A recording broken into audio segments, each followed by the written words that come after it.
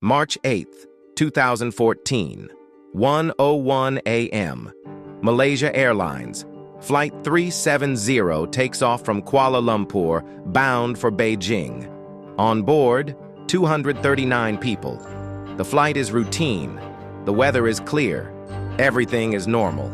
At 1:19 a.m., the captain makes his final radio transmission. "Good night, Malaysian 370. 2 minutes later, the plane's transponder shuts off. The aircraft vanishes from civilian radar. Military radar tracks it turning back, flying across Malaysia, then northwest over the Andaman Sea. Then all contact is lost. But here's what almost nobody knows. Satellite data shows the plane continued flying for 7 more hours. 7 hours. Across the Indian Ocean. With no communication, no distress signal, no explanation. And then it disappeared completely. Welcome to Declassified Truth. I'm your host, and today we're investigating Malaysia Airlines Flight 370, the most expensive search operation in aviation history, the biggest mystery of the 21st century, and a case where the evidence suggests we've been looking in the wrong place the entire time. Because here's what makes this urgent.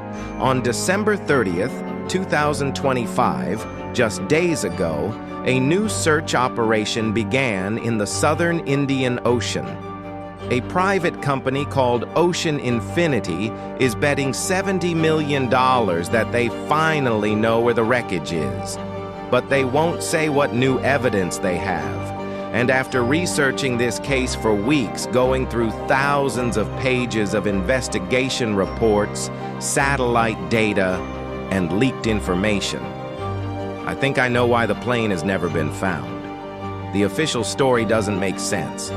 The timeline has gaps. The evidence contradicts itself. And there are things the Malaysian government refuses to answer. This is MH370. And the truth is more disturbing than anyone wants to admit. Let's start with what we know for certain. March 8, 2014. Flight MH370 is a Boeing 777, one of the safest aircraft ever built. The crew is experienced. Captain Zahari Ahmad Shah, 53 years old, has over 18,000 flight hours.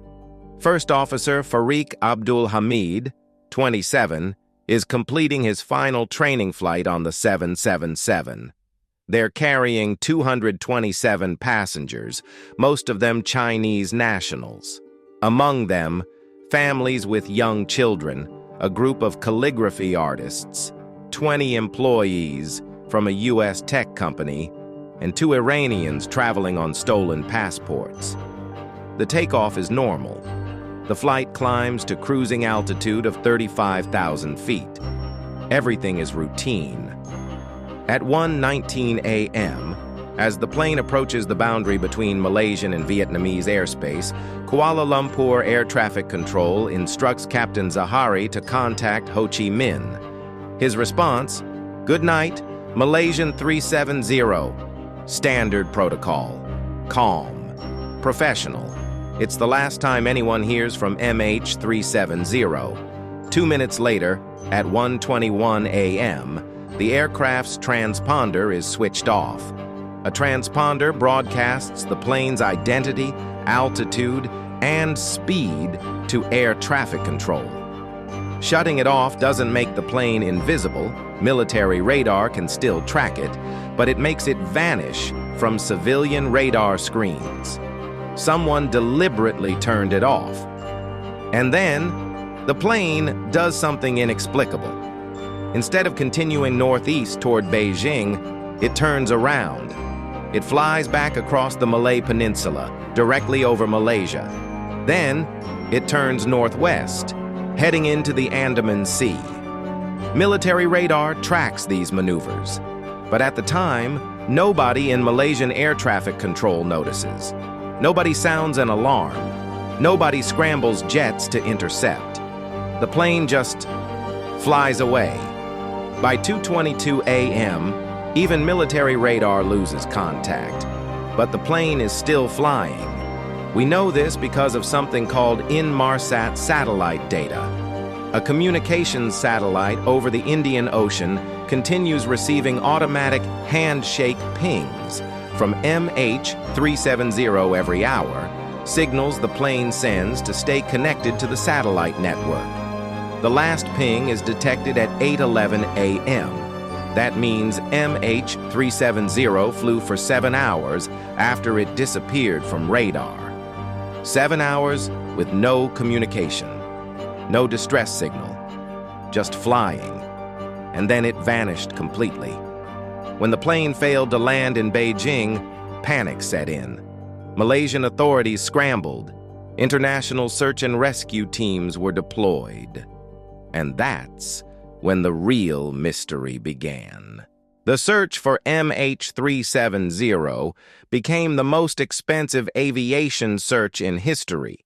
Ships and aircraft from Malaysia, China, Australia, the United States, and a dozen other countries scoured millions of square kilometers of ocean. Satellite imagery companies opened their databases to the public. Millions of people around the world examined satellite photos looking for any sign of wreckage. They found nothing. Analysis of the Inmarsat satellite data suggested the plane had flown south into the remote southern Indian Ocean, one of the most isolated regions on Earth. In 2014, a multinational search operation began, focusing on a 120,000 square kilometer area of seabed, about 1,800 kilometers southwest of Perth, Australia. The search was systematic, meticulous. They used sophisticated sonar equipment, mapping the ocean floor in unprecedented detail. From 2014 to 2017, they found nothing, not a single piece of wreckage, not a single piece of debris. The search was suspended in January 2017, having cost $155 million. But then, something strange happened. In July 2015, 16 months after the disappearance, a piece of debris washed ashore on Reunion Island in the western Indian Ocean. It was a flaperon, a wing component. Serial numbers confirmed it came from MH370. Finally, proof that the plane had crashed. Over the next few years, more debris washed up. A piece of wing flap in Mozambique, part of an engine cowling in South Africa, cabin interior pieces in Madagascar. At least 33 pieces of debris have been found, scattered along the coasts of Africa and Indian Ocean islands. Scientists used drift analysis, studying ocean currents and wind patterns, to work backward from where the debris was found to where it likely originated. The analysis confirmed the plane probably crashed somewhere in the southern Indian Ocean. But here's the problem. The debris was found thousands of kilometers away from the official search area. If the plane crashed where they searched for 3 years, the debris should have drifted to different locations. The math doesn't add up. In 2018, a private company called Ocean Infinity resumed the search, using autonomous underwater vehicles to scan 112,000 square kilometers of seabed in a new area. They found nothing. The search ended in June 2018. In 2020, the Malaysian government issued an official report. The conclusion: without the black boxes or main wreckage, it is impossible to determine what happened. The case was closed. Except, it's not closed. Not really, because Ocean Infinity approached the Malaysian government in 2024 with new evidence. Evidence they won't reveal publicly. And on December 30th, 2025, they resumed the search under a no-find, no-fee contract. If they find the wreckage, Malaysia pays them $70 million. If they don't, they get nothing. The fact that Ocean Infinity is willing to risk tens of millions of dollars on this search tells you something. They believe they know where the plane is. So what do they know that we don't? And why has the plane never been found despite a decade of searching?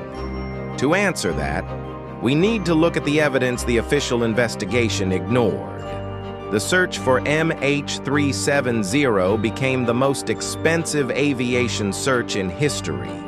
Ships and aircraft from Malaysia, China, Australia, the United States, and a dozen other countries scoured millions of square kilometers of ocean. Satellite imagery companies opened their databases to the public. Millions of people around the world examined satellite photos, looking for any sign of wreckage. They found nothing. Analysis of the Inmarsat satellite data suggested the plane had flown south into the remote southern Indian Ocean, one of the most isolated regions on Earth. In 2014, a multinational search operation began, focusing on a 120,000 square kilometer area of seabed about 1,800 kilometers southwest of Perth, Australia. The search was systematic, meticulous. They used sophisticated sonar equipment, mapping the ocean floor in unprecedented detail. From 2014 to 2017, they found nothing. Not a single piece of wreckage, not a single piece of debris. The search was suspended in January 2017, having cost $155 million. But then, something strange happened. In July 2015, 16 months after the disappearance, a piece of debris washed ashore on Reunion Island in the western Indian Ocean. It was a flaperon, a wing component. Serial numbers confirmed it came from MH370. Finally, proof that the plane had crashed. Over the next few years, more debris washed up. A piece of wing flap in Mozambique, part of an engine cowling in South Africa, cabin interior pieces in Madagascar. Let's talk about what doesn't make sense. First, the transponder. Someone manually switched off the transponder at 1:21 a.m. This isn't something that happens accidentally. You have to physically reach up and turn it off. The official report acknowledges this. Someone on board deliberately disabled it. But here's what they don't emphasize. Turning off the transponder at that exact moment, right at the handoff between Malaysian and Vietnamese airspace, is significant. At that moment, neither country's air traffic control was actively watching MH370. Malaysia had just handed it off. Vietnam hadn't picked it up yet. It's the perfect moment to disappear from civilian radar. Someone knew what they were doing. Second, the route change. After the transponder shut off, the plane didn't just deviate from its flight path. It made precise navigational turns following known waypoints. Military radar shows the plane turned back, flew directly over Penang Island, Captain Zahari's hometown, then followed waypoints out into the Andaman Sea. These weren't random course changes. They were deliberate navigation. Whoever was controlling the plane knew exactly what they were doing. They were following routes that would keep them over water, away from populated areas where radar coverage is sparse. This is not the behavior of a plane experiencing technical failure. This is the behavior of someone trying to disappear. Third, the passengers with stolen passports. 2 Iranian men boarded MH370 using stolen European passports. This was widely reported in the days after the disappearance.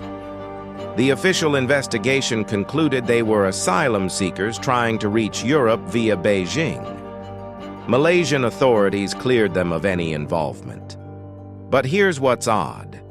Investigators confirmed the passports were stolen from European tourists in Thailand. The passports were reported stolen.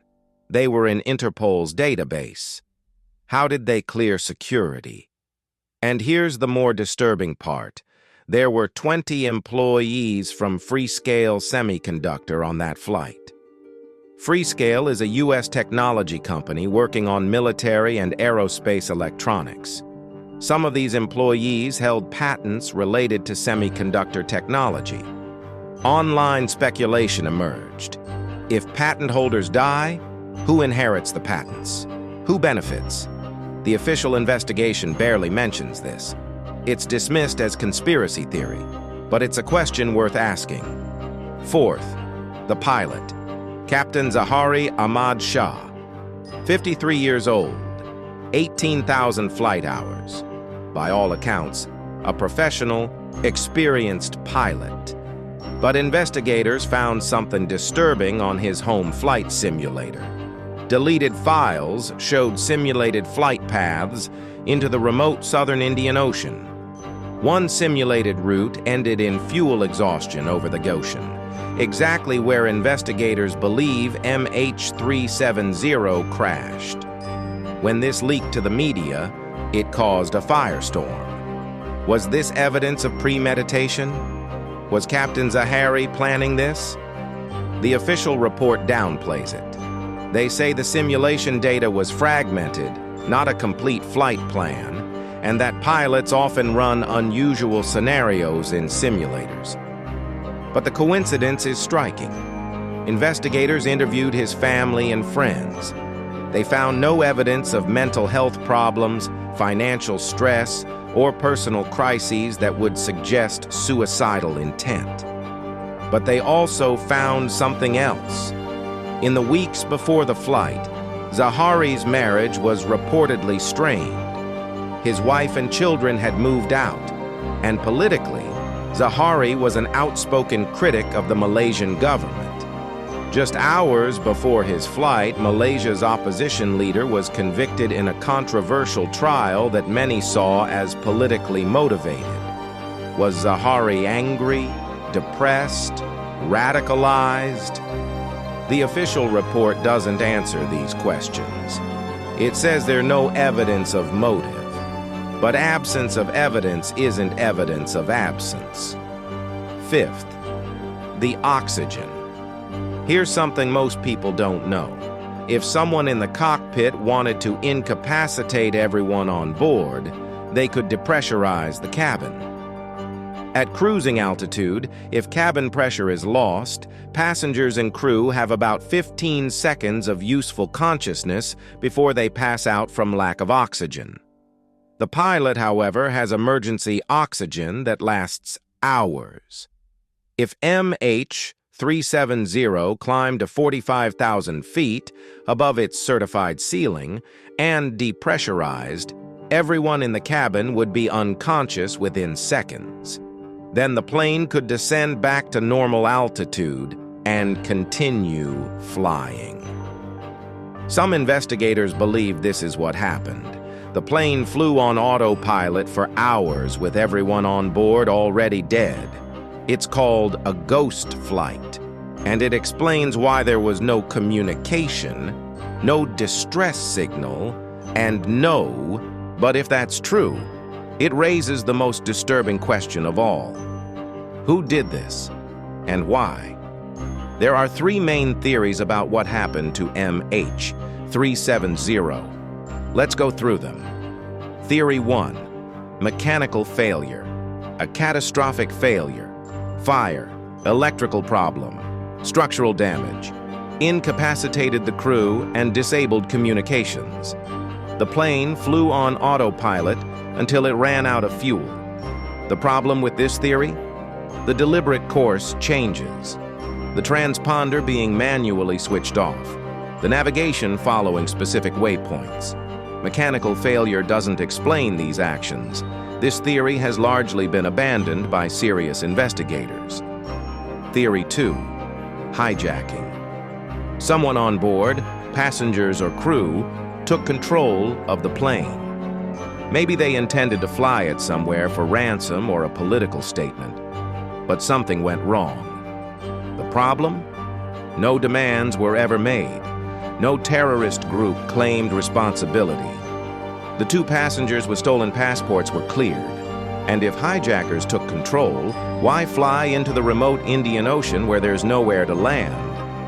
This theory also doesn't fit the evidence. Theory 3. Deliberate act by pilot. Someone in the cockpit, most likely Captain Zahari, deliberately diverted the plane, depressurized the cabin, and flew it into the ocean. This is known as pilot suicide or mass murder-suicide. This theory fits most of the evidence. The transponder being switched off at the perfect moment, the deliberate navigational turns, the simulated flight paths on Zahari's home computer, the lack of communication, the 7 hours of ghost flight. But there's no smoking gun, no suicide note, no clear motive. The official report stops short of confirming this theory, saying only that the evidence suggests unlawful interference by a third party. Translation: someone on board did this deliberately, but they won't say who. Why won't they say it? Because of the families, because of the lawsuits, because saying a pilot deliberately killed 238 people would destroy Malaysia Airlines and devastate the families who still hope their loved ones didn't suffer. So the official position remains: we don't know.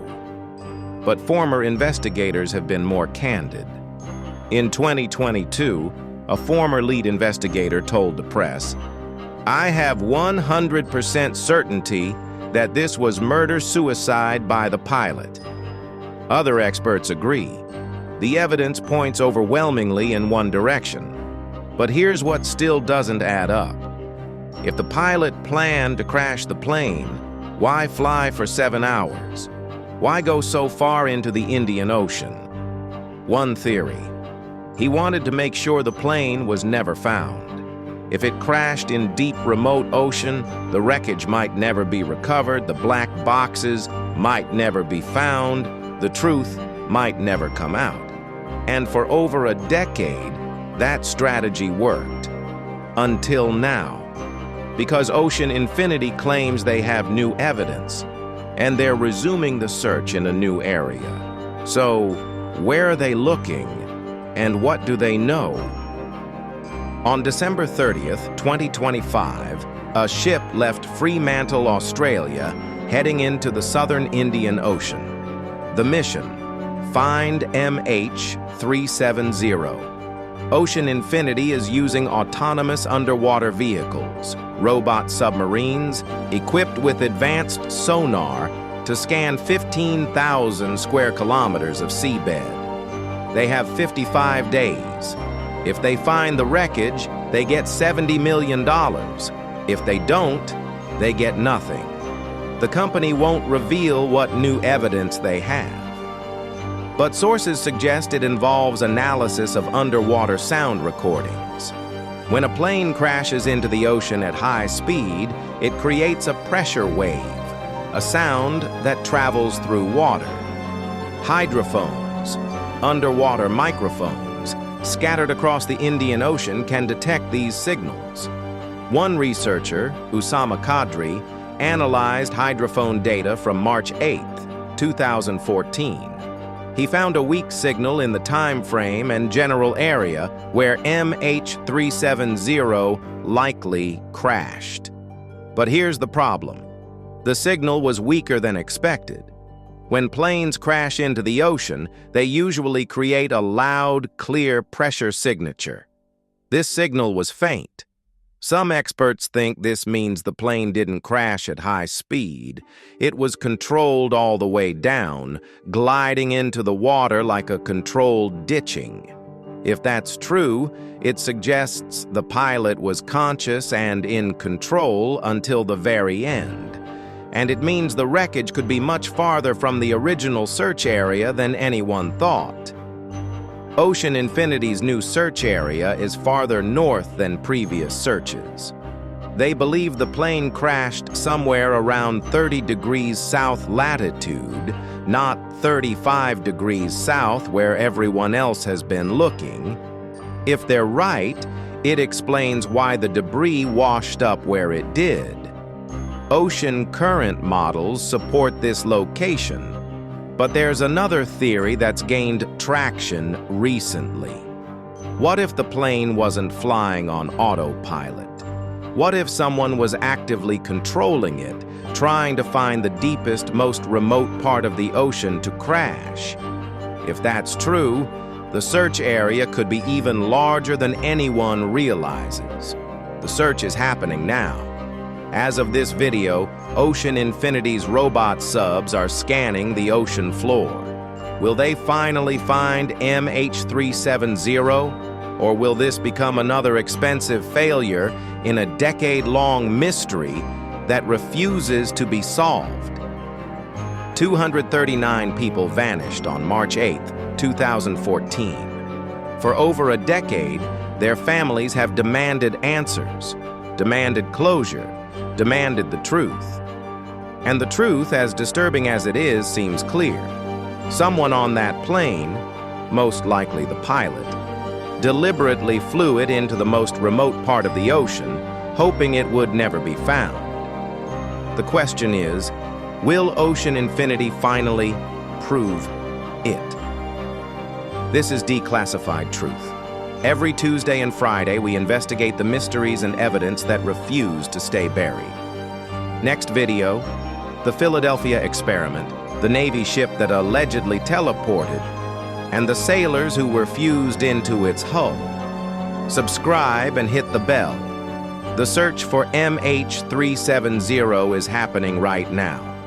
And if they find it, we'll cover it immediately. The truth is out there. And this time we might finally get it.